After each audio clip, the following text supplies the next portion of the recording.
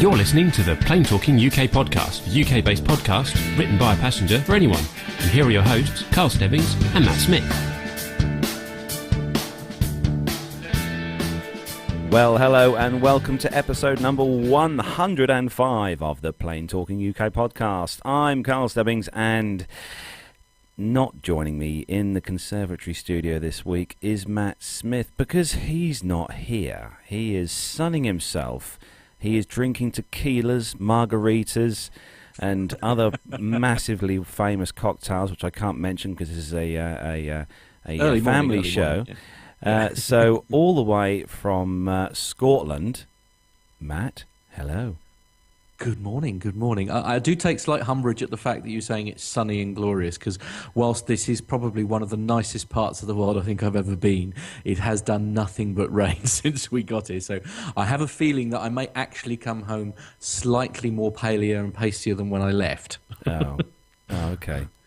So we've had a few people ask then, Matt, how did you get up to Scotland? Did you take the coach? Was it an aircraft, or did you drive? I know I'm going to get absolutely slaughtered for this, but I'm afraid we drove to Scotland from Beccles. How boring. Absolutely.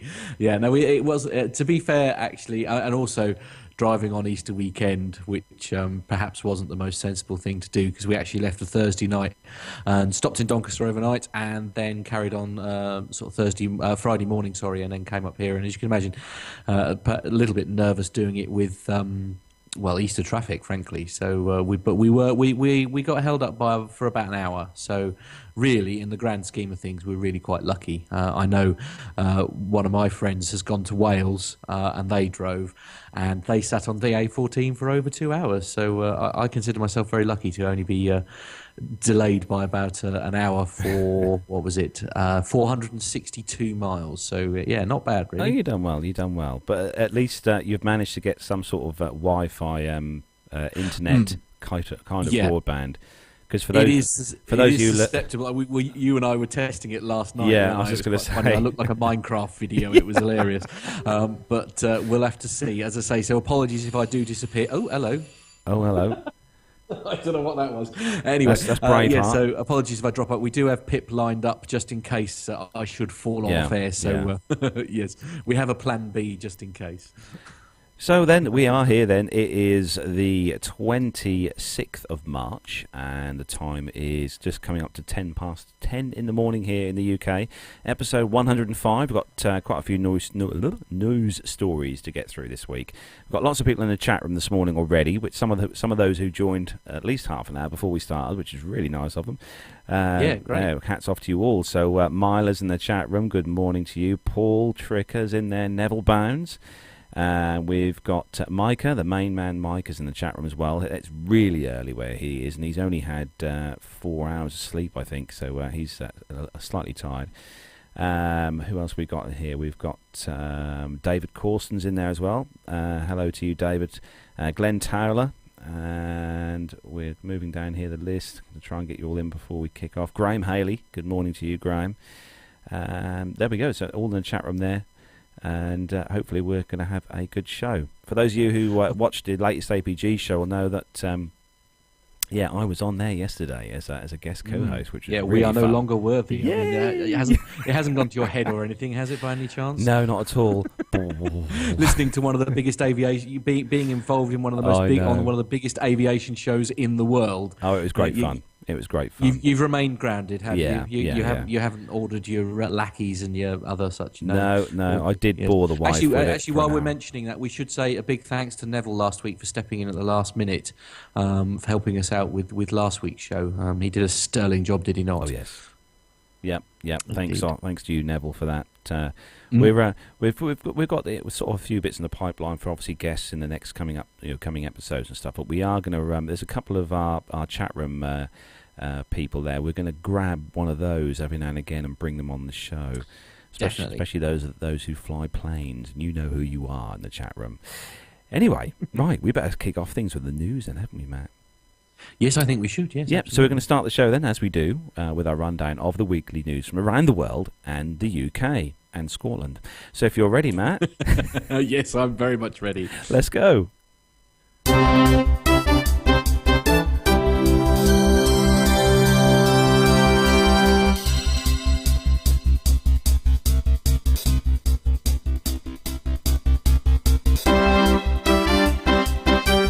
So kicking off this week's first news story then on the Business Traveller website, and the headline, Airbus launches airspace cabin design.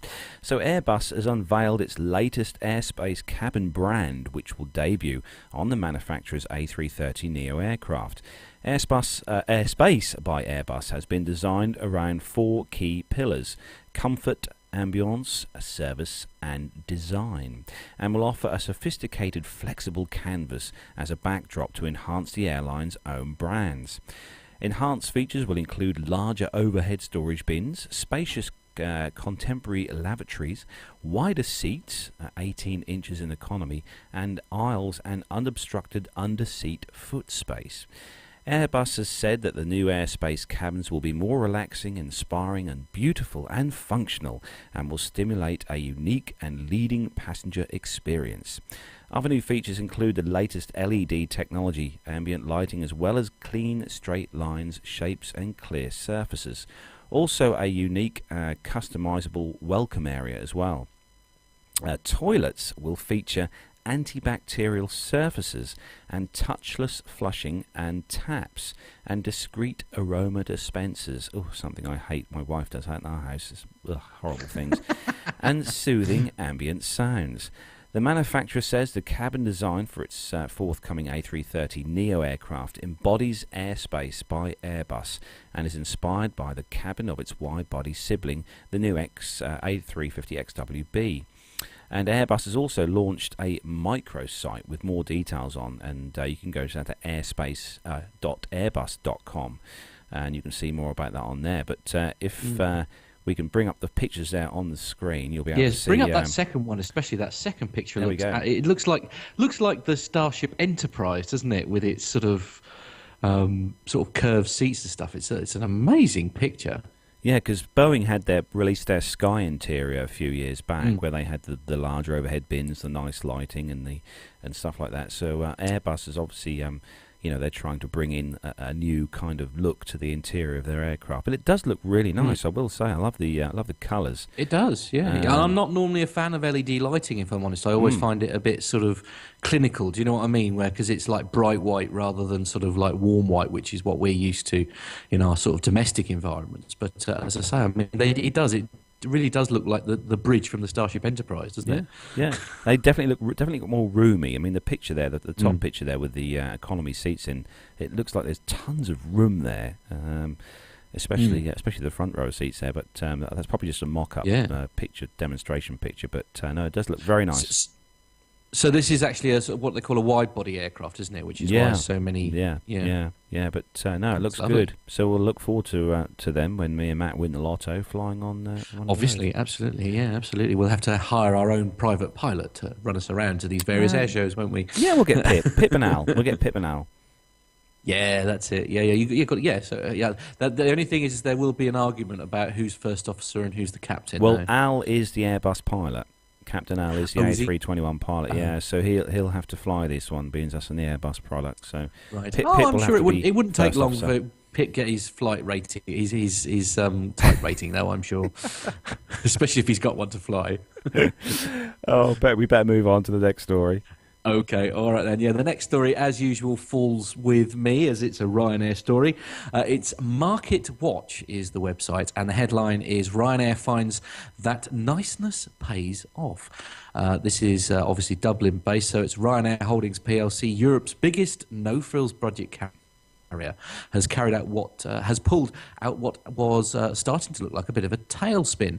Chief Executive Michael O'Leary's unorthodox strategy for the recovery, being nice to passengers. Mr. O'Leary and Ryanair helped pioneer the rock-bottom budget airline, taking a page from Southwest Airlines in the US, but going much further. It offers some of the lowest airfares in Europe, sometimes as low as $15 one way across Europe. It does that by keeping operating costs low, spending spending minimally on cabin decor, for example, and charging for almost everything on top of that price of a ticket. Mr. O'Leary has been the airline's best-known spokesman for years, with his no-frills apology to marketing. He once defended Ryanair's €70, which is about $75 penalty fee for passengers who show up at the airport without a boarding pass, saying they were being so stupid. The fee is now €45 for airport check-in. He has in the past proposed a standing room only cabin and a charge of £1 for using the in-flight toilet.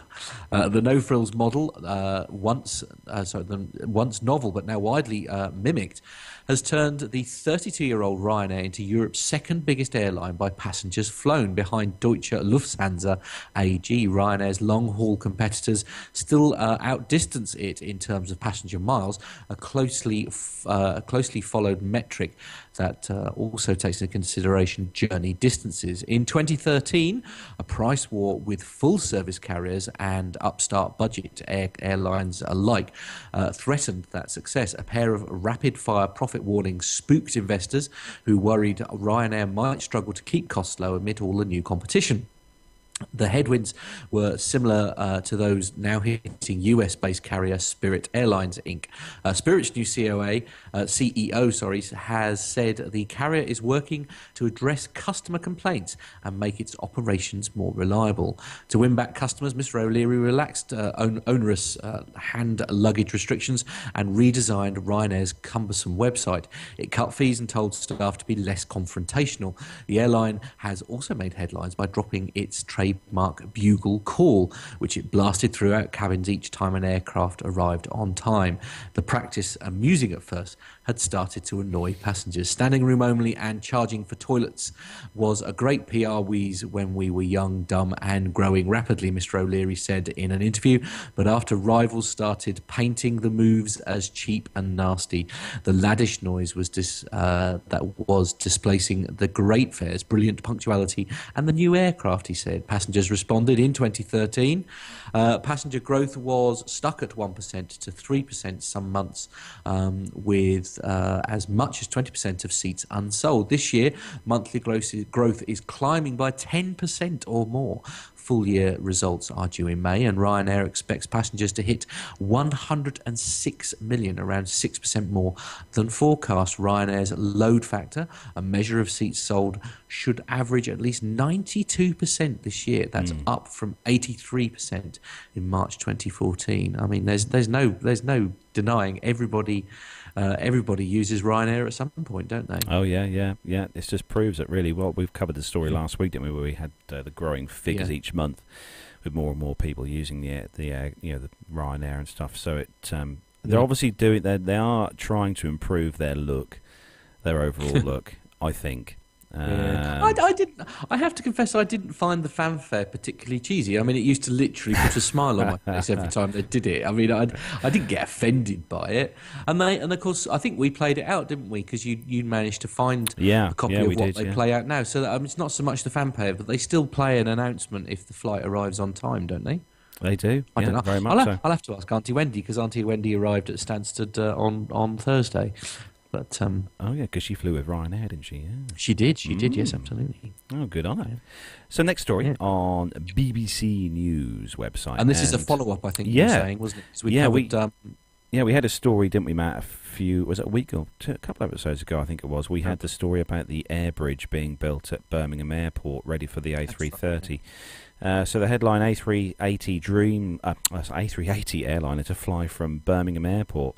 The world's biggest passenger airliner has flown into Birmingham Airport ahead of new daily flights scheduled from the West Midlands. The A380 will operate on a route run by Middle Eastern airline Emirates between Birmingham and Dubai from Easter Sunday, which is tomorrow. The aircraft will fly, or can fly, 15,200 kilometres or 9,995 miles and carry 600 passengers. Wow.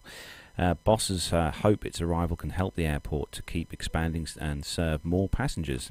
Bob Graham, Airport Operations Director, said that £1 million had been spent on the infrastructure needed to host the plane. He said the new service was a fantastic opportunity to bring more passengers to the airport, which handled 10 million passengers in 2018, and also bringing more jobs to the region as well. It's the most prestigious aircraft that's currently around, he said. Craig Burrows from Emirates said the challenge is trying to return the aircraft around safely and securely. We need extra ground service equipment which we have to ensure gets on the aircraft safely, and there's more fuel, uplift and a lot more baggage to be carried on the aircraft due to its bigger size and number of passengers.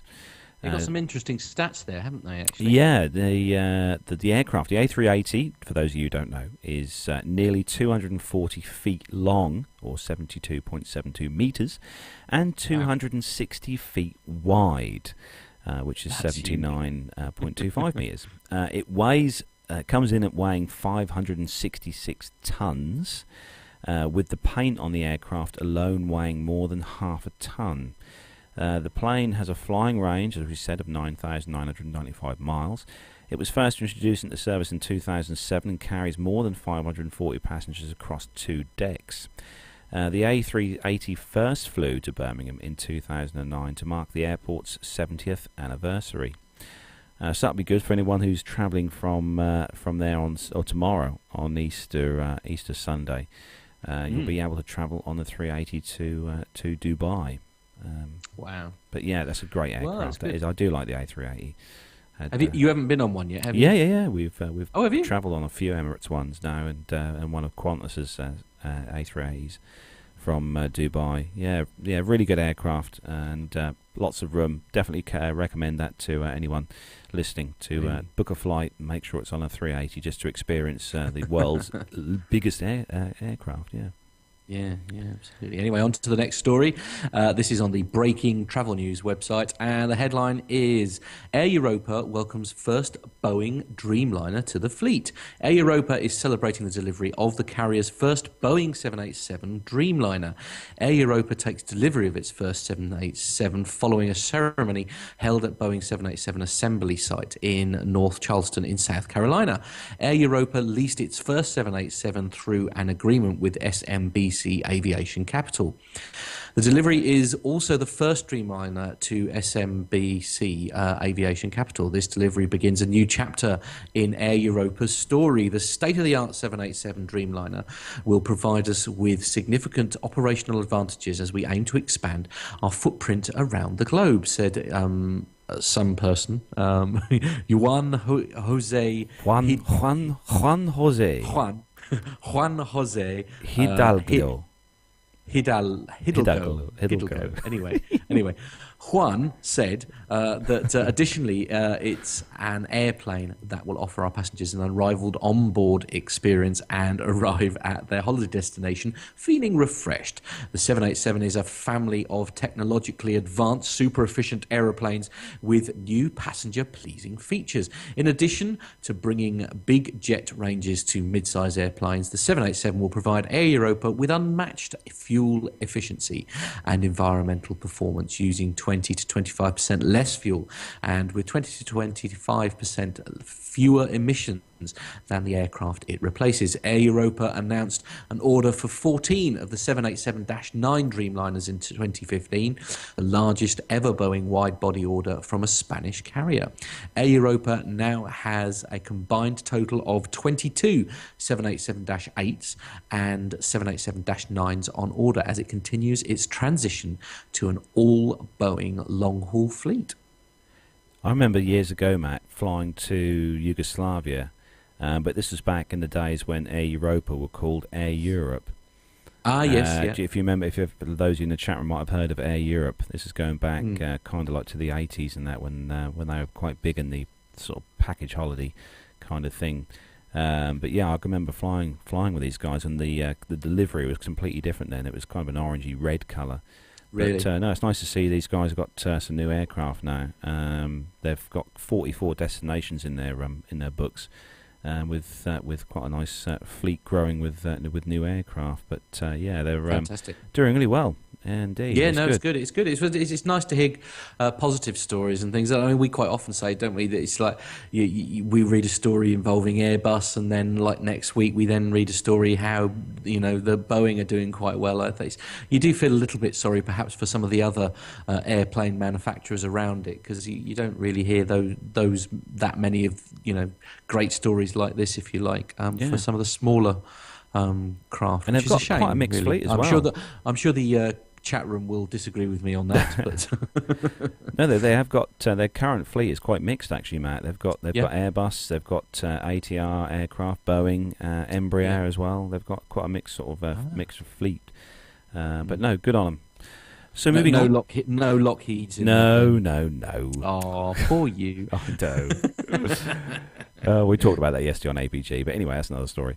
Okay, breaking news, travel site, the next one. And Jet Airways to launch non-stop flights from Amsterdam to India. So Jet Airways... News for us from Norwich then, isn't it? Oh, yeah, because that's one of our hubs that we can fly to, isn't it, from Norwich? That's right, yeah. So Jet Airways will launch daily non-stop flights from Amsterdam to offer significantly enhanced connectivity between Europe and the United States and India via the Netherlands. Effective March the 27th, Jet Airways will operate 2 daily non-stop flights from Amsterdam Schiphol Airport to each of its hubs in Mumbai and New Delhi. Jet Airways will also operate a daily flight to Toronto from Amsterdam, and schedules of all 3 flights have been planned to allow quick and convenient connections between India and Toronto via Amsterdam. Jet Airways also entered into a code-share partnership with KLM, Royal Dutch Airlines, and Delta Airlines to provide convenient connections for passengers to and from key destinations across Europe and North America via Amsterdam. The partnership will enable customers to enjoy enhanced connectivity and seamless travel throughout the combined networks of Jet Airways, KLM and Delta. Naresh Goyal, chairman of Jet Airways, said that we are delighted to announce the launch of our new services to Amsterdam. And India's trade relations with the Netherlands go back over 400 years and have continued to prosper in the modern age. The recent meeting between the Netherlands, or the Prime Minister of India, and the Netherlands has given a new impetus to this relationship. The new direct services by Jet Airways will facilitate greater engagement and cooperation between India and the Netherlands. As one of the fastest growing economies in the world, India has emerged as a key destination. That's good news. Definitely good news if you want to fly, because India is one of those places where I've always wanted to go. I know me and I'd really like to. I think it's one of those where you got to make sure you take plenty of Diacalm with you. But it's a fascinating culture, isn't it? And it's one of those things that it is on my to-do list actually, as somewhere to sort of experience. We think we're poor here in this country, but poverty is a serious thing, isn't it? Especially out there. Mike is going back to the Dreamliner. Mike he's put in the chat room that Mike has put a family of burning battery-powered aircraft, the 787, obviously attaining to the battery issues that the Dreamliner. Yes, yeah. They were nickel hydride fuel cells, weren't they? They were basically mobile phone style sort of battery. Yeah, absolutely. And they were, because as you know, phones are prone to getting very, very hot if they're made to work quite hard, aren't they? And I guess it's the same in that. But they've solved it. It's all good now, isn't it? And also, Evan Shue has put in the chat room. He said that he is one of his travel agents that he uses is a nav geek, so it helps because he's always booked into a window seat wherever he goes anywhere, which is always handy. It's always good to have someone in the know. You should always be nice to your travel agent. You'll be, it's always worth it. You get better deals that way, I find. Anyway, on to the next story. This is on. You up? No, carry on. Okay. Oh, my apologies. Sorry. It's the joys of the delay, isn't it? Sorry, I'll just carry on. So it's the Breaking Travel News website again, and the headline is British Airways flies into Cape Town, South Africa. British Airways' newest route from Gatwick means you'll be able to leave it all behind for Cape Town and enjoy an adventurous break in the spectacular South African city. From November the 24th, the airline customers will be able to soak up the Table Mountain's stunning views, explore the Cape Peninsula, or meander up the great, beautiful garden route with 3 direct flights a week from Gatwick. The new winter-only Gatwick flights will increase choice for customers who can already choose to fly to Cape Town from Heathrow, where the airline offers 2 flights a day. Lynn Embleton, British Airways Managing Director at Gatwick, said with its fantastic blend of nature, culture, wildlife and history, there's nowhere quite like Cape Town. Its dramatic coastline, the breathtaking views from Table Mountain and world-renowned vineyards and restaurants make it one of the most beautiful places, most popular and beautiful places in Africa to visit and explore. We are incredibly excited to be the only airline to offer direct services from both Gatwick and Heathrow to this hugely popular destination, while adding another long-haul route to our rapidly growing network. The 3 flights will depart on Mondays, Thursdays and Saturdays at 6 p.m, arriving in Cape Town at 10 to 8 in the following morning.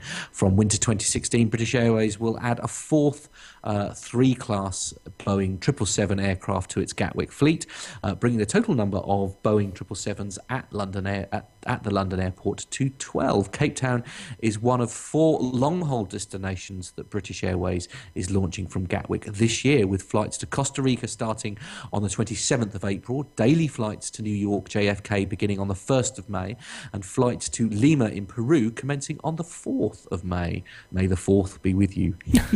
Sorry. That'll be a Star Wars reference. Very good. Me and Bert will get that one. Yes. Yes. So Cape Town. How's he doing, by the way? He's doing very well. He's doing very well. Yeah. He's staying out of the limelight for a bit. We're going to give him a mention at the end of the show, though. Okay, all right. It's all right. I should get abusive text messages shortly. Fortunately, I have my phone on airplane mode, so I won't get them till afterwards. Oh, I've just sent you a message on WhatsApp as well. Okay, not to worry. All right, hang on. You'll Leave get that. You do the next story. Next story then. Moving on. And the next story is on Flight Global site, and the headline, bottom line on economy class seats. Bottom line. That's quite a good headline. I like that. Economy class airline seats have remained largely unchanged in their designs over the years, but there are signs a change is afoot. New entrants on the seat manufacturing scene are seeking to shake things up with radical ideas that challenge the status quo and are capturing the attention of judging panels and airlines alike. Wales-based, as in Wales in the UK here, based Rebel Aero, which managing director Gareth Burks describes as being not only rebel by name but rebel by nature, is one such upstart. The company has designed a seat it says will rewrite the standards for space, comfort and safety by enabling passengers to fold up the base and adopt a standing position during their flight to stretch their legs. That's like a cinema seat, isn't it, Matt? Yeah, I can't bring the story up for some reason because it's blocked me out. It's asking me to sign in for some reason. Oh, on Flight Global, yeah, you need to sign in with our account. I didn't know that. Yeah, so seats like that, they'd be like I'm a bit sure like. It's lovely, though. I'll watch it later. It'll okay. be fine. The safety aspect comes in the form of a 3-point harness, which Burke says was built into the design following the July 2013 crash landing of the Asiana Flight 214 in San Francisco.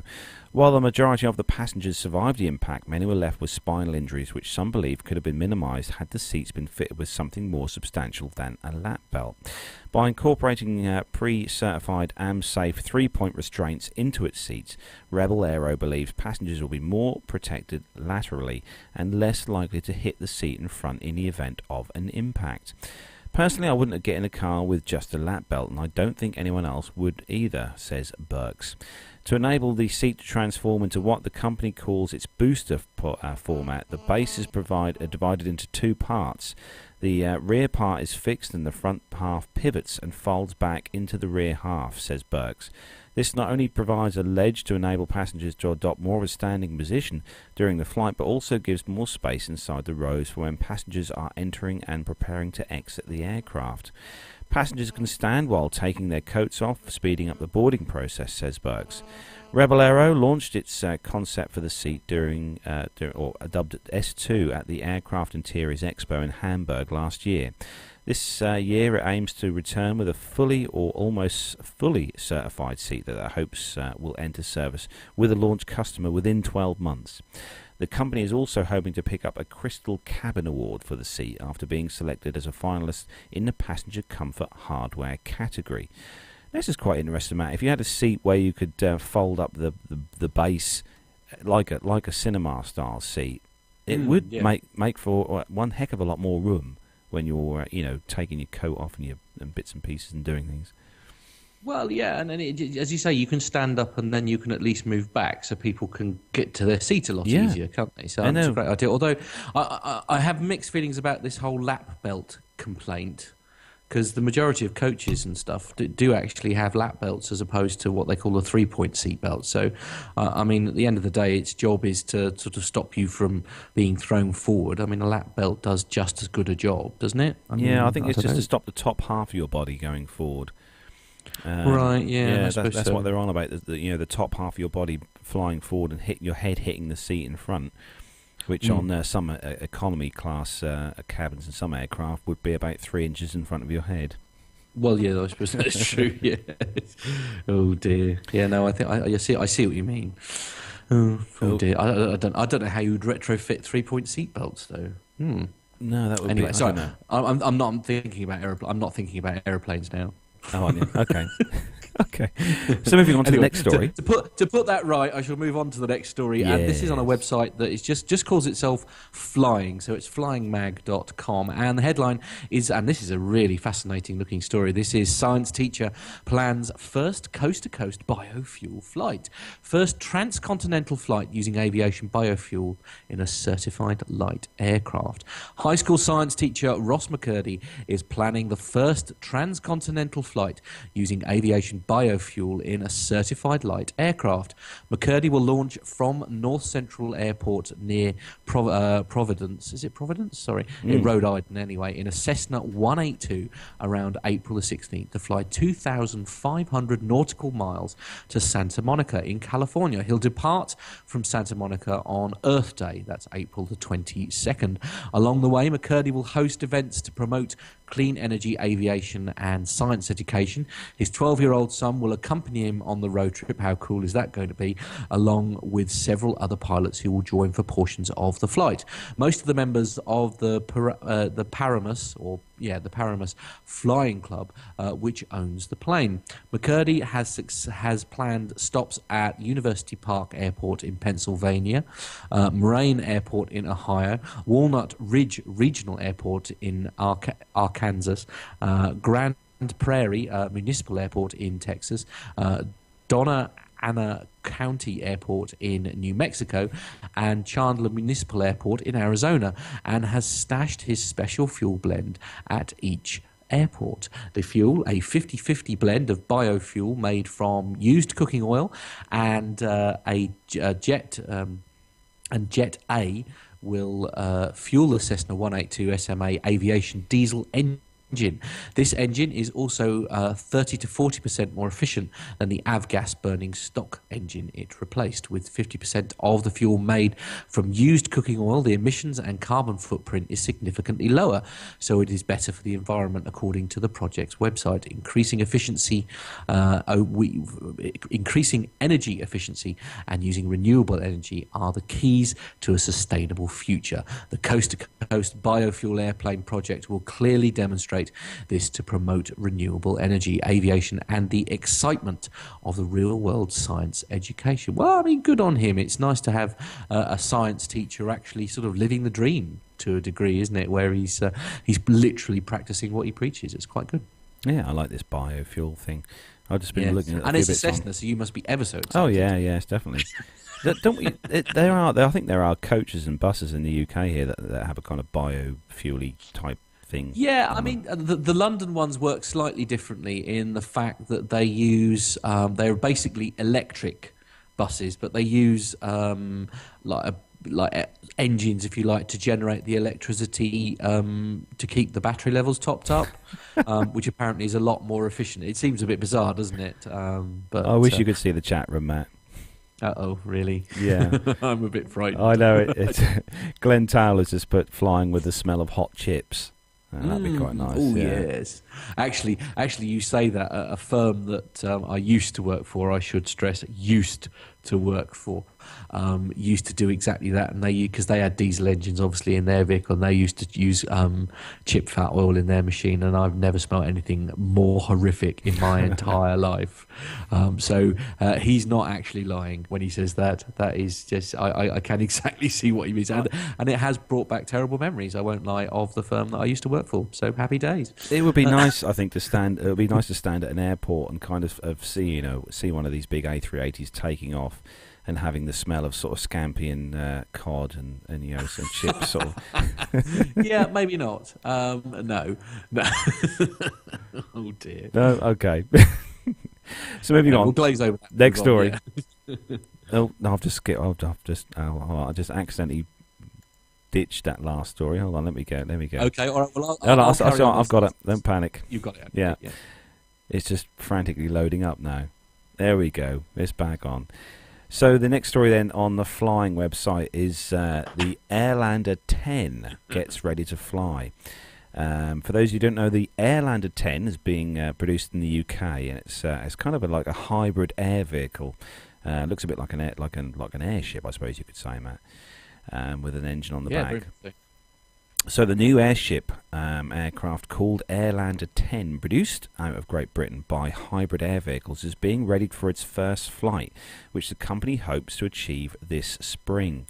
The engine's fuel module payload beam added to carry external cargo fins are what the company has termed the mission module. The cockpit and payload bay were recently attached to the Airlander 10's main hull, and the engines are now in the process of being tested in preparation for the first flight. As the company's name implies, the Airlander 10 is designed as a hybrid aircraft, attaining 60% of its lift from its lighter-than-air structure and 40% from its aerodynamic shapes and vectored propulsion. The hybrid air vehicle claims the 302 feet long, 143 feet wide and 85 feet tall aircraft will be capable of hovering and landing on its own retractable skids on nearby or any other surface, including ice and water and sand. The main structure of the Airlander is composed of a material made from layers of fabric, Tedlar and Mylar that forms a rigid structure when filled with helium. The mission module, fuel module, ducts and engine... Is that your phone, Matt, beeping there? Yes, it is. Sorry, it is. Apologies. Yeah, I've moved it. So the fuel module, ducts and engine support are constructed from a carbon composite material.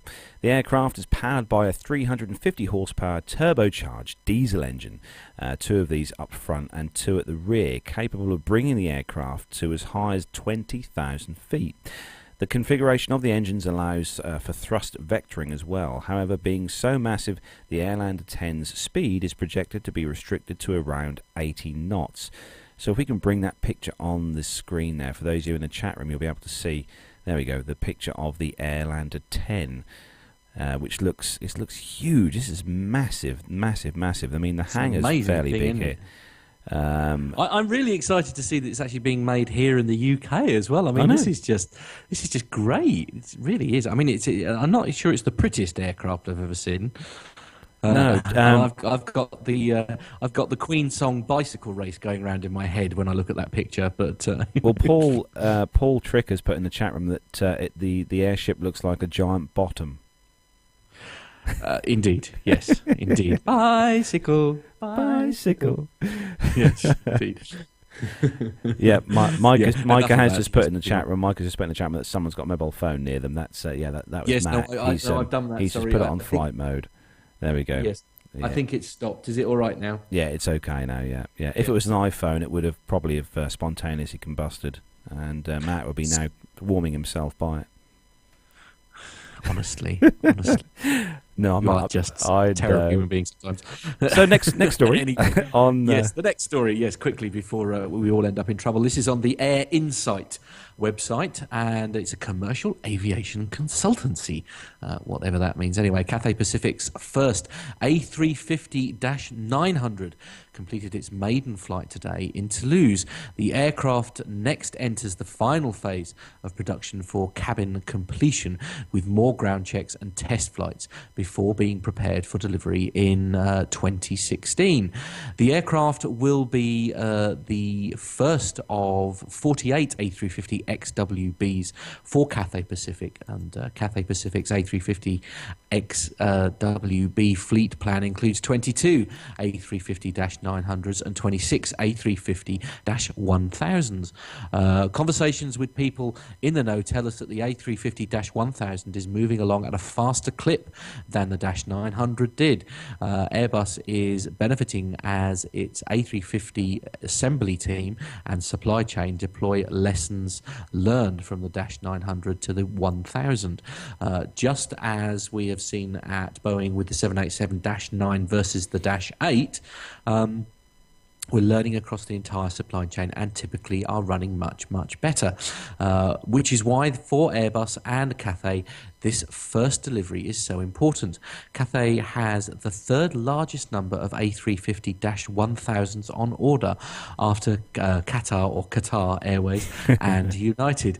Cathay's first A350 is running late, but the follow-on aircraft should be more on time, and the 1000 even more so. So it's good news for Cathay Pacific then. And as you say, it's important. I think, they've obviously learnt lessons from when they started building the -900. So it's all good. Cathay Pacific have been going since 1946, Matt. Goodness me. Yeah, 1946, with their hubs at Hong Kong International Airport. But their slogan, their company slogan, which they use, is "Life Well Travelled." Well, I think that ought to be a sort of theological idea that you adopt, I would imagine, Carlos. Oh yeah, life is better well travelled, that's for sure. Yeah. Yes, and also at 2,000 feet. Do you know, with all these airlines buying all these new aircraft, Matt, all these new aircraft we talk about each week, it's I wonder where all these old aircraft are going. The poor things, they'll all be sent out to the deserts. Being stored. Yeah, they're all being turned into unique places for men to build their caves. Oh, Matt. Yeah. That would be a perfect man cave, wouldn't it, for you especially? Oh yeah, yeah. I think Gemma worries about the day she'll come home and there'll be the cockpit section of a 737 in the garden. And let's be honest, that is a realistic concern. It is very realistic, because I do actually find myself on eBay looking at things like that, to be fair. Oh dear. Yeah. Well, I mean, one day soon, obviously, when we've both won the lottery, and we will have our own custom-built man cave that's made out of one of those things that becomes our studio. Oh yeah, you see, that's the dream. I fully intend on winning the Euro Millions and having my own flight simulator in a big building. Fully was it you that posted that photo it on was. Facebook, wasn't it? Yes, that was truly the most amazing. How on earth somebody built that, I don't know. It was awesome. Stunning. It was. Yeah, every home should have one. Definitely. So next story Anyway, on the aviationnews.eu site, and the headline: GE Capital Aviation Services delivers a new Boeing 737-800 to OK Airways. You love this one, Matt, don't you? I do. It's the name. Sorry, I'll explain why in a minute. So GE Capital Aviation Services, or GCAS, the commercial aircraft leasing and financing arm of GE, today announced the delivery of a new leased Boeing 737-800 to Chinese airline OK Airways to expand the carrier's fleet. OK Airways operates a fleet of more than 30 aircraft from its base in Tianjin, providing scheduled cargo and passenger services to domestic and international destinations. So there we go, Matt. There's a little picture there as well, which we can bring up. Yeah. But that's not in the OK Air. That's in actual GCAS's colours there. But it does show a 737-8. For that, 'cause I suppose it's an opportunity to do a bit of shameless plugging, isn't it? So Oh, yeah. they can do that. But it just makes me laugh. That name makes me laugh every single time because it's like, it's like, did you have a good flight? Yeah, it was okay. It's okay. Airways. Actually, I'm just looking at the OK Airways. I think we've talked about them before, but they were founded. They were actually founded in 2004. And they've got 32 aircraft in their fleet with 50 destinations, so it's not, it's quite a good little airline, I think. Yeah, no, that's okay. Okay, it's okay. Yeah, it's okay. It'll do. It'll do for the moment. Anyway, before we end up being sued, on to the final story in the commercial section. And this is on aviationnews.eu. And the headline is, First Airbus craft produced in the US takes flight. This is exciting news for the US. So this is headlined on the 21st of March 2016. The first Airbus aircraft produced in the US manufacturing facility has flown for the first time. The A321, destined for JetBlue, took off from the Mobile Aeroplex at Brooklyn in Mobile, Alabama at 9:36 a.m., performed its test sequences and landed safely at 1:02 p.m. The aircraft was flown by test pilots Mark McCullens and Bruce McDonald. They were accompanied on the flight by flight test engineers Thierry Cross and Nick Picconi, and ground test engineers / cabin specialists Alexander Gentz and Mike Johns. The flight lasted 3 hours and 26 minutes, during which tests were performed on systems, engines and structure performance.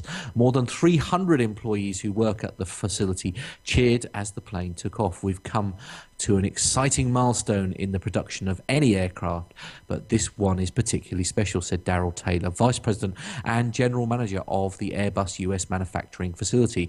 The mobile team has worked hard, and I'm proud of their skills and talent, and have brought us up to this moment. Together, we are fulfilling the promise we made to the city of Mobile, the state of Alabama, and the Gulf Coast region. We're creating a new center for commercial aircraft production in the US. This is just the first of many aircraft to come. Following the maiden flight, the aircraft will go through a few more weeks in final production before being delivered to JetBlue. The A321 is the largest member of the A320 family, offering passengers state-of-the-art cabin design, wider seats and superior comfort, whilst airlines benefit from the unique operational flexibility of Airbus's single-aisle aircraft. With a range of up to 7,400 kilometres, that's 4,000 nautical miles, the A321 is able to fly longer routes, as for example Europe to the US. The A320 family is the world's best-selling single-aisle aircraft product line, with over 12,400 orders and close to 6,700 aircraft delivered to some 300 customers worldwide. Yeah, and Captain Al would love this because he's an A321 pilot. Is he? Yeah, I think he'd love to get his hands on one of the Neos. Because the Neos have got the there's obviously new engine option. They've got they've got huge engines on these, which are very powerful indeed. So it'd be nice to see if we can catch up with Al and see if Royal Jet are thinking of getting any of these aircraft in their fleet. Yeah. No, it's exciting times. We've got lots of good guests to look forward to coming up very soon. Yeah, we certainly have. So that is where we're going to bring the commercial side of things to a close. We've got some military news coming up. We haven't got a segment from Pip this week. Nope. Pip's been a bit busy, but we're definitely going to get a segment from him for next week's show. So we have got some military news and just a little smidgen of air show news. And and then we're gonna close the show up with the goodbyes as usual. But so we're gonna come back to you right after these messages.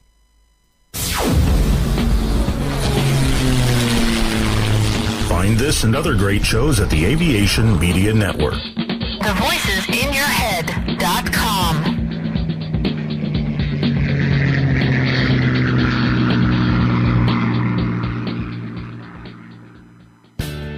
The Plane Talking UK podcast is a voluntary project that aims to keep you informed with the latest aviation-related stories from newswires across the globe. Producing our content does cost money though. If you enjoy our show, why not help us keep on the air by making a donation towards the server and website hosting fees through PayPal? Any contributions would be greatly appreciated. Are you an Amazon user? If so, why not do your shopping through the link on our website? There's no cost to yourself, and Amazon pay us a small referral fee on qualifying purchases. To find out more about the show and to meet the team, take yourself to our website www.planetalkinguk.com, or find us on Facebook at facebook.com/planetalkinguk, on Twitter via @planetalkinguk, or get in touch via email on podcast@planetalkinguk.com. Thanks for listening.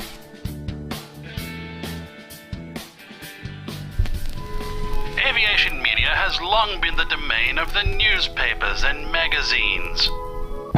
Well, not anymore. I'm Steve Vischer. And I'm Grant McCarran, and we're bringing aviation right into your radio. Yes, we're making aviation cool and interesting for everyone. Hang on, aviation's always been cool. Check this out. How cool is this? Grant, turn that down. Here at Plane Crazy Down Under, we've got pilots, engineers, air traffic controllers, industry leaders, even politicians dropping by to talk to us about the amazing world of aviation right here in Australia and occasionally in New Zealand as well. Wow, that's cooler than I thought, mate. Find us at planecrazydownunder.com, on iTunes, or lurking about on other people's podcasts just like this one. We've got crazy accents and lots of great aviation content. And we promise not to talk about the cricket. No, never. Not the cricket. Quack, quack, quack, quack. What is cricket anyhow? Something we win a lot. Oh, there Oh!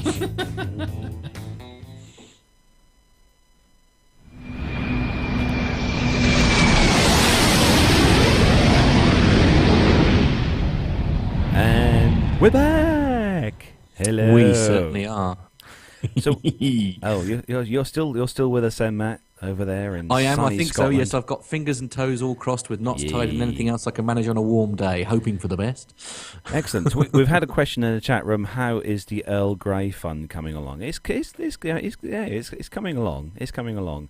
It is. Yeah. Yeah, it's coming absolutely. along. As we always say, if there is anyone else in the world of podcastarium that would like to become a patron, it would be really awesome. Just moving my camera down. There we go. Sorry, it's my fault. I'm being talked to here by our technical wizard here in the studio. But yes, there we go. Yes. It's nice to know actually, because I'm forever telling you off because you keep moving your camera halfway through the show. So it's nice to know that that Bert is doing equally as a bossier job as me. It's nice to know you're in safe hands. Yeah. So for those of you who wondered, obviously because with the Patreon thing that we have, obviously because a lot of the shows and stuff through the Patreon thing is kind of a way of everyone.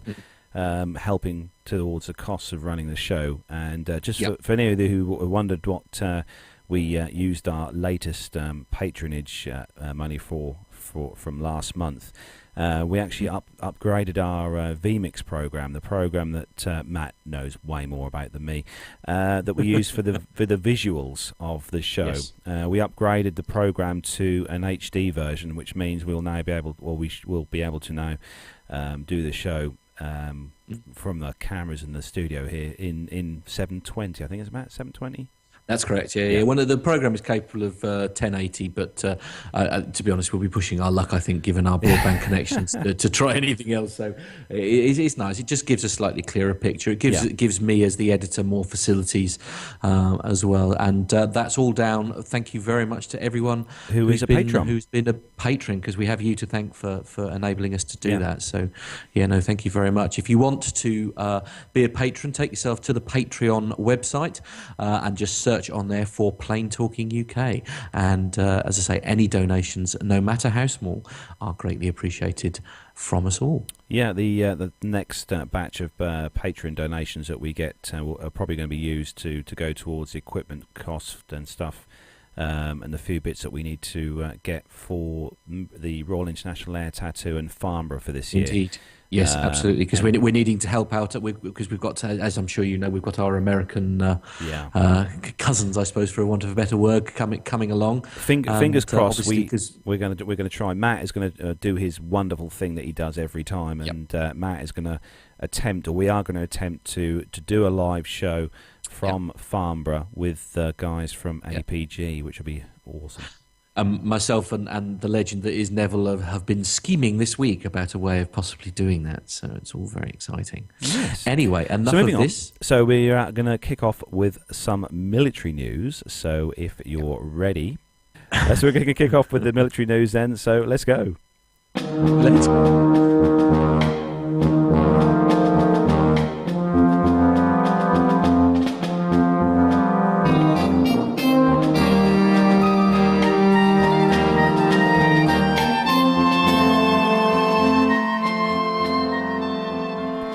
It wouldn't be a show if we didn't have a little bit of a technical faux pas. I mean, really? Absolutely. Come on. So first story then on the Flight Global site, and the headline, Lockheed F-35 service life extended to 2070. Wow. The projected life of the F-35 Lightning II has been extended by 6 years to 2070 after the US military services tweaked the number of flight hours their fleet should log before retirement. According to the Pentagon's Selected Acquisition Report, SAR, published on the 25th of March, the total cost of developing, building, basing, operating and maintaining 2,457 aircraft has increased by 6.8% to $1.5 trillion. And I said trillion there with a T, compared to 1 year ago. The bulk of that increase is attributed to the US Air Force, which has altered the assumed number of hours that each of its conventional variant F-35As will fly in its lifetime.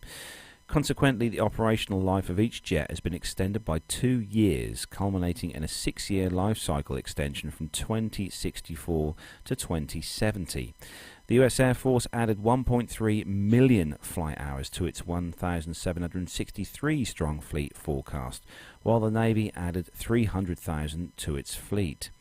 According to a statement by the F-35 Joint Program Office, these adjustments have been pushed the estimate operating and support costs up of the F-35 by $45 billion in base year 2012 dollars. If not for these life extensions and flight hour additions, the operating service estimates would have shown a reduction of $22 billion, the program office says.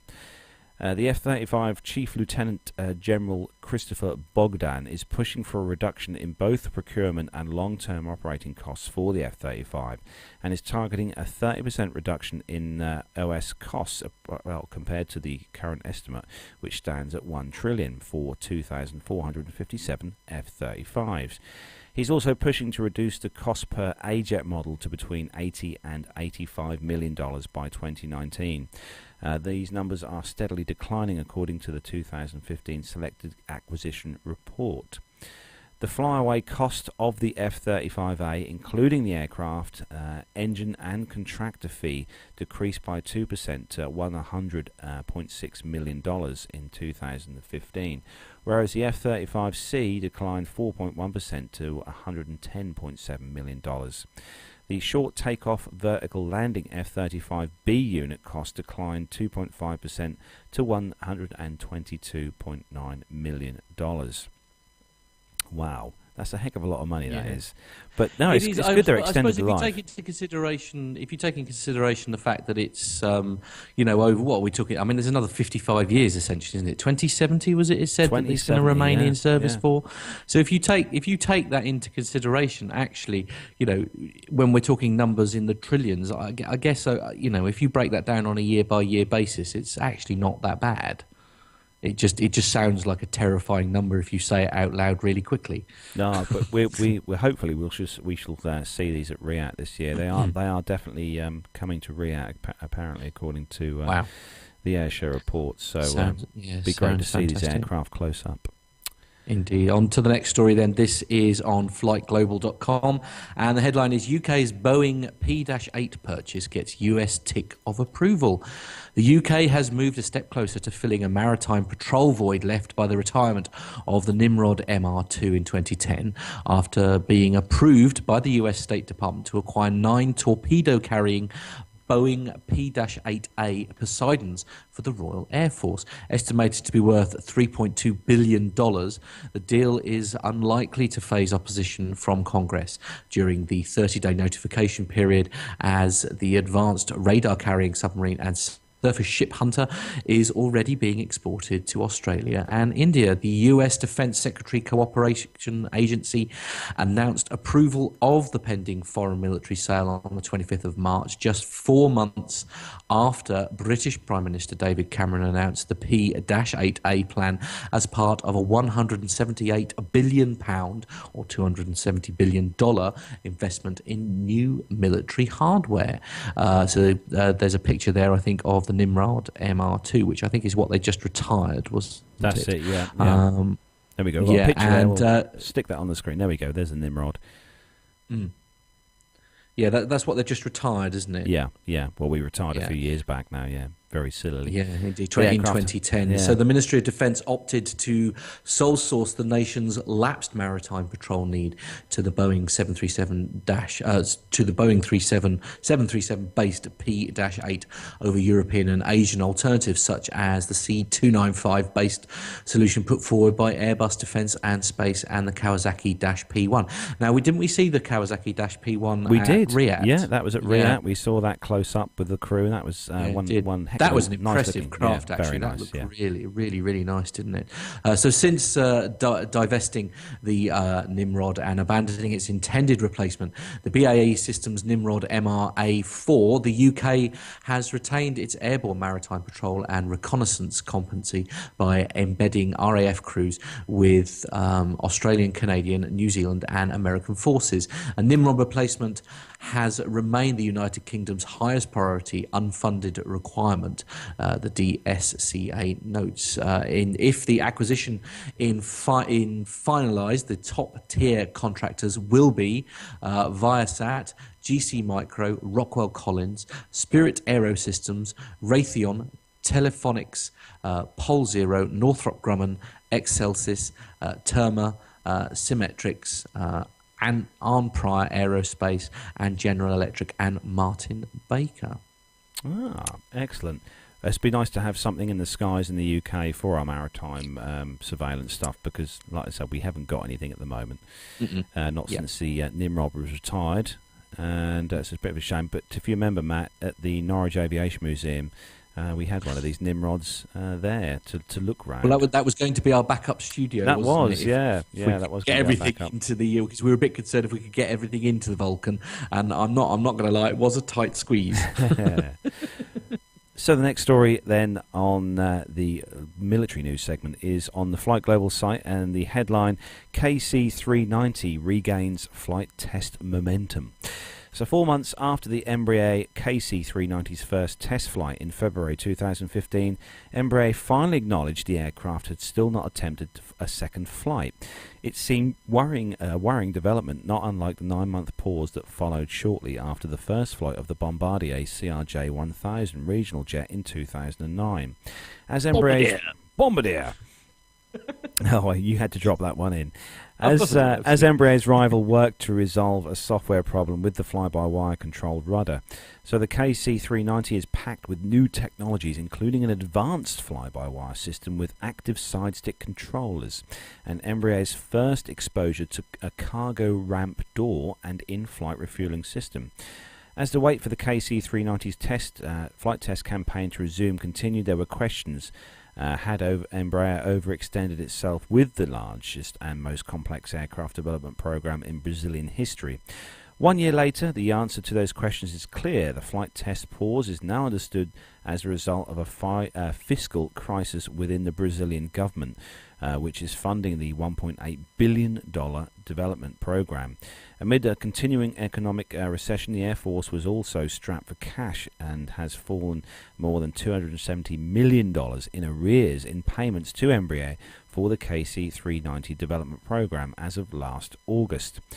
An agreement signed by Embraer and the Air Force that month established a schedule for the Air Force to catch up on payments over the next 3 years, allowing the KC-390 test campaign to be reactivated. Embraer resumed flight tests of the KC-390 on the 26th of October after 8 months hiatus, and the budget-imposed delay had forced the airframer to postpone the operational debut of the tanker transport by a year to 2018. It seemed impossible as their first flight last February that the KC-390 could make a regional debut at the FIDA air show. But that was ruled out when the flight test campaign paused over funding pressures. But the KC-390 could still make a public debut later this year, perhaps at the Farnborough Air Show in July. Now that would be awesome to see this. And they are saving the surprise for later on this year, said an Embraer spokesman. So we'll put up the screenshot on the screen of the KC-390. There we go.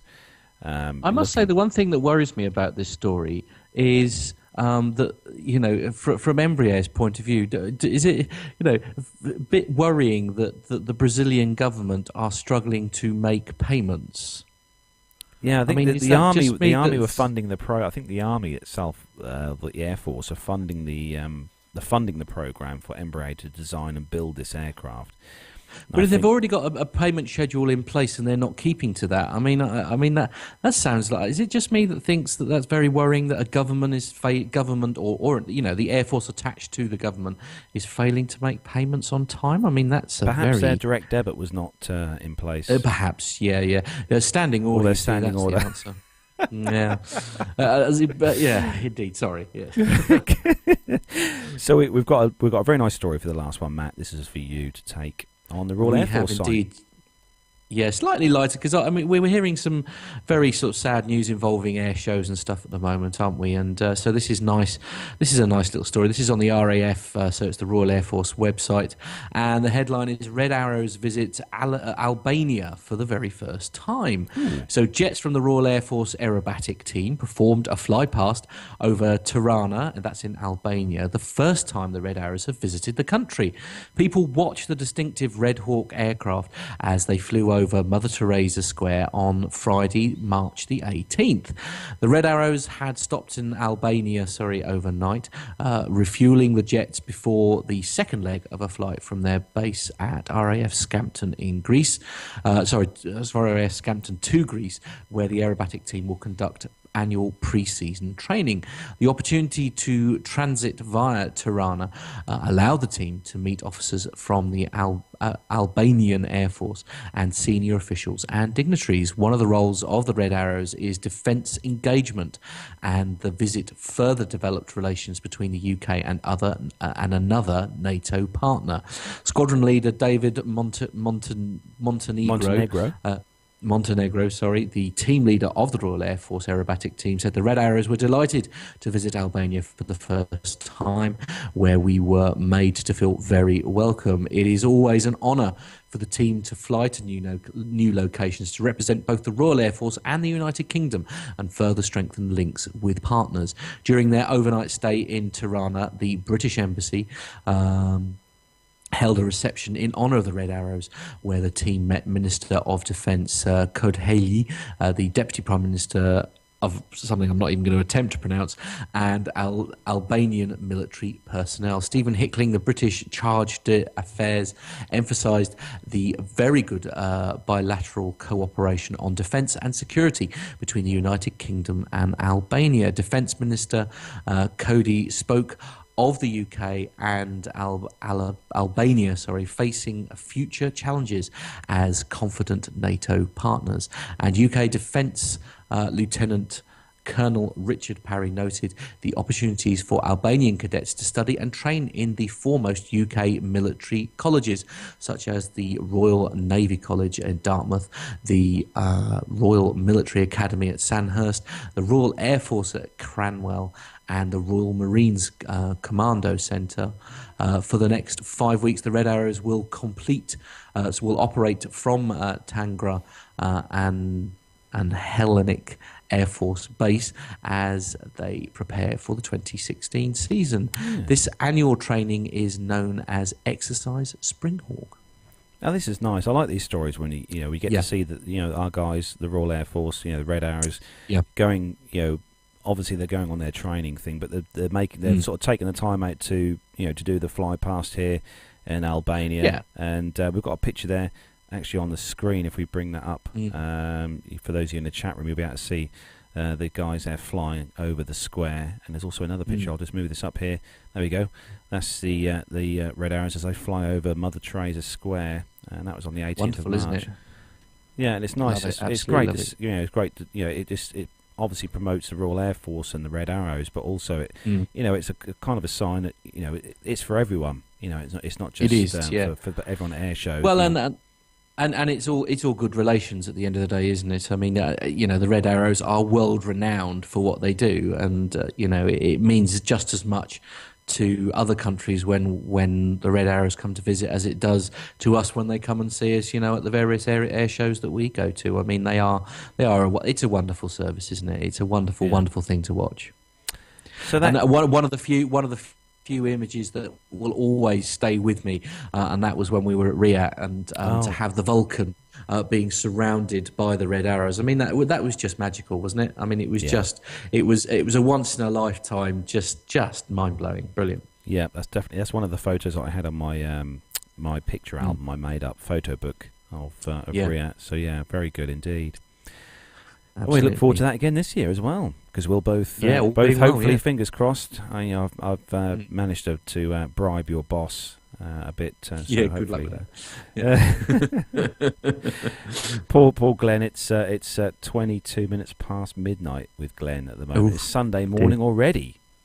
Oh. Well, it's just as well we've more or less reached the end of the show then, isn't it? Because now he can go to bed. Yes. Well, I've decided that we've got some a bit of air show news. But what I thought was, just for a change, we'd have the air show news for other air shows in Europe, as in not just in the UK, because we do have a lot of European listeners. So I'm looking at April in Europe for air shows. So in April, on the 20th and 23rd, or 20th to the 23rd of April, we've got the, and I hope I pronounce these right, if I don't, apologies, the Aero Friedrichshafen in Germany. There's an air show there.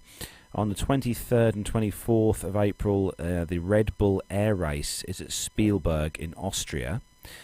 That's one of the few things I'd love to go and see is the Red Bull Air Racing and stuff. I mean, it's I know Grant McCarran, he from the Australian. Oh, they have Matt Hall on their show quite a lot. Yeah, absolutely. Bull, it's fantastic. As I say, we ought to look into that, I think. So on the 23rd as well of April, there's the Heli weekend for those of you who like those strange things with blades that go round on top. Helicopters. I don't know anyone want to fly those. Excuse me, Mr. Fixed Wing enthusiast. Yeah.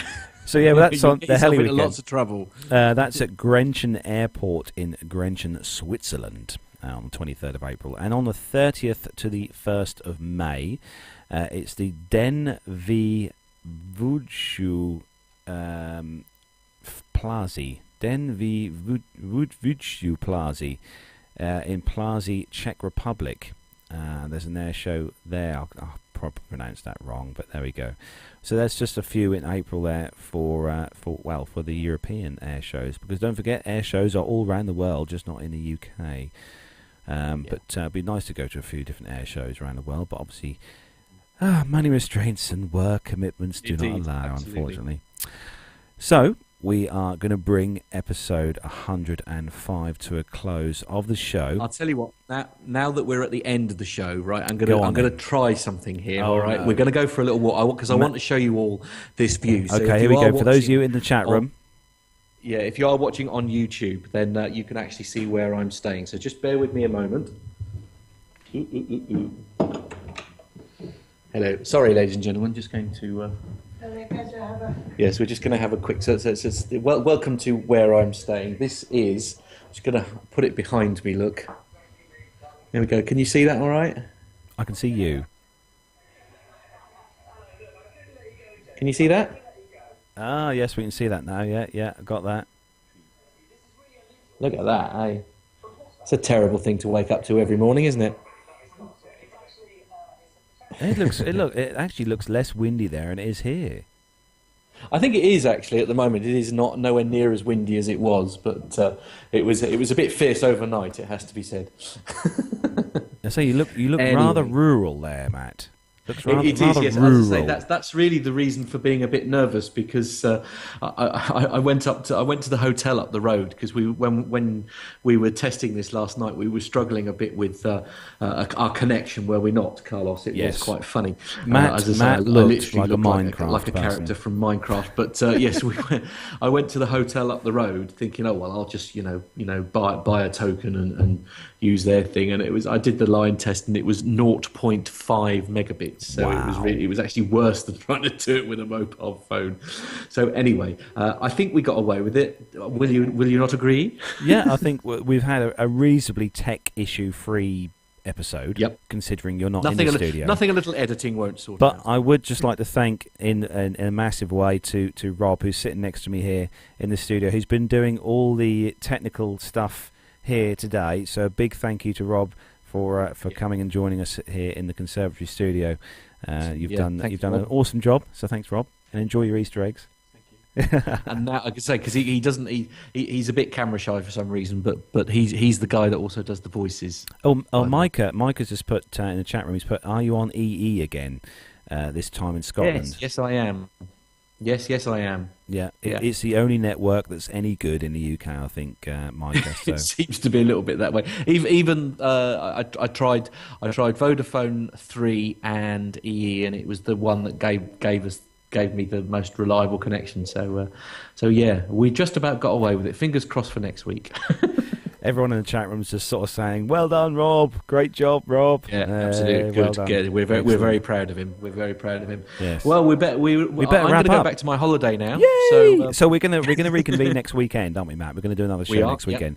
Yep. Possibly might be a little bit early, about half an hour earlier, I think. Yeah, I think we're looking at about half. Half nine. Next week. I've got to go and do a wonderful family photo shoot. With babies involved, which I'm really looking forward to. Can you not take some Can you not go and stand in some aeroplanes instead? I should do. I'm going to wear my best aviation T-shirt. Actually, I think. Yeah. And I know he will. That's the funny thing, listeners. I know he will. So anyway, right, we're going to bring the show to a close then. So a massive thanks to everyone who's joined us in the chat room. Today, massive thanks to loads of you been in the chat room. Too many names to mention, but you know who you are. You're in the chat room listening to me and Matt right now. So thank you to you all for joining us today for episode 105. Don't forget you can contact us and send us some feedback. We need some feedback. So where, Matt, can people find us? Right, loads of places to choose from. The main one, obviously, is our website. That is www.planetalkinguk.com. To email the show and to send in your audio feedback, that's podcast@planetalkinguk.com. Facebook is facebook.com forward slash again, splashing. Yeah, / Plane Talking UK. And our Twitter handle, it's @PlaneTalkingUK. So you can find us on there, and don't forget to send in your feedback and all your bits and pieces and anything else. You can put some feedback on Facebook as well. We like to hear you on there. So that's where we're going to bring the show to a close of the Plane Talking UK podcast. Thanks again to everyone for joining us. Don't forget to catch us on iTunes as well. Download, if you're on iTunes and you do download a show through iTunes, don't forget to leave us a little bit of feedback on iTunes as well on the review page. You can leave a little comment on there and tell us how much you either hate us or love us. Really, I hope it's hate, not. No, I'm sure you all love us. I'm not a massive fan of hate mail. It has to be said. No. Please do. It helps to boost us up on the iTunes search function there. If you just leave us a little review, that would be awesome. But other than that, actually, it's probably just worth mentioning. Yes. Episode 101. On the iTunes library, we did an interview with a chap by the name of Keith Shergold, who is a pilot who flies in Alaska and things like that. Now, for some reason, on iTunes, that episode has never appeared. We're not quite sure why. But it does seem to be available from all other podcast sources. So we don't know quite what happened with iTunes. I have written to them and they've not come back to me. But there is an episode 101, I promise you. Yeah. And it is worth watching and or listening to, because he sent us some great video clips about it. So we don't quite know what happened there. So if you haven't listened to or seen episode 101, I promise you it is available. Just maybe try another podcast vendor and you should find it with no problem. I could make a comment there, but it might offend some people who use iPhones. Yes, absolutely. So I'm not going to say anything. And all other episodes are still available from there, so don't upset them, please. No, I won't. Well, that is it then. We better finish wrap up this show then. So thanks again to everyone for joining us in the chat room and taking the time out of your day to join us. Have a great weekend, an Easter weekend. Hope you don't eat too many Easter eggs because it's obviously bad for you, and you can send them in to us in the show and we'll eat them for you. Absolutely. So from me, Carlos, then, it is a rather windy and blustery, and I think it's just started to rain or not. No, it's still dry. Goodbye and take care, everyone. So goodbye from me. And from me here in just outside the lovely village of Kenmore in gorgeous Scotland, it is also goodbye. Goodbye.